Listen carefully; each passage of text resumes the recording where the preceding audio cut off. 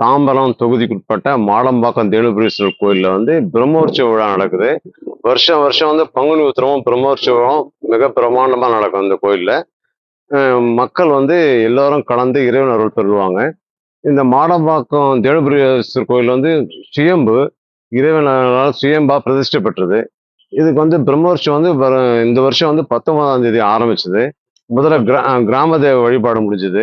அதுக்கப்புறம் விநாயகர் வழிபாடு முடிஞ்சது. அதுக்கப்புறம் ஒவ்வொரு நாளும் அடுத்த நாள் கொடியேற்ற நிகழ்ச்சி இனிதே நடந்து முடிந்தது. அதுக்கு அடுத்த நாள் தொடர்ந்து 5 சுவாமிகள் வந்து வீதி உலா இருக்கு. வடக்கு, தெற்கு, கிழக்கு, மேற்கு எல்லா வான வீதியிலயும் சுற்றுலா இது வீதி உலா வரும். 2வது வந்து இந்த கோயில் வந்து வாரம் வாரம் வந்து சர்வேஸ்வரர் பூஜை நடக்கும் 4 to 6. மக்கள் வந்து ஆயிரக்கணக்கான மக்கள் கலந்து கொண்டு இறைவன் அருள் பெறுறாங்க. 6 வாரம் கலந்து கொண்டு அவங்களுடைய பிரார்த்தனைகளை நிறைவேற்றிக்கிறாங்க. இந்த கோயில் வந்து சுயம்புலிங்கனால நிறைய விஷயங்கள் வந்து மன அமைதியும் தெளிவும் இருக்குது. இது இன்னைக்கு நாங்கெல்லாம் இந்த கிராமத்தார்கள் வந்து நாளைக்கு தேர் திருவிழா நடக்க போகுது.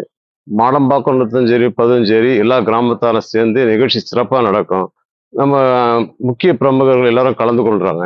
இன்னைக்கு வந்து சிவன் தேனுபுரீஸ்வரர் கோயில்ல ஒரு சிறப்பு அம்சம் என்னடான்னா, சுயம்புன்றதுனால எல்லாருக்கும் மக்கள் வந்து மன அமைதியும், உலகமெல்லாம் மன அமைதியும், மக்கள் செழிப்புடன் வாழ இறைவனை நாங்க பிரார்த்திக்கொள்றோம்.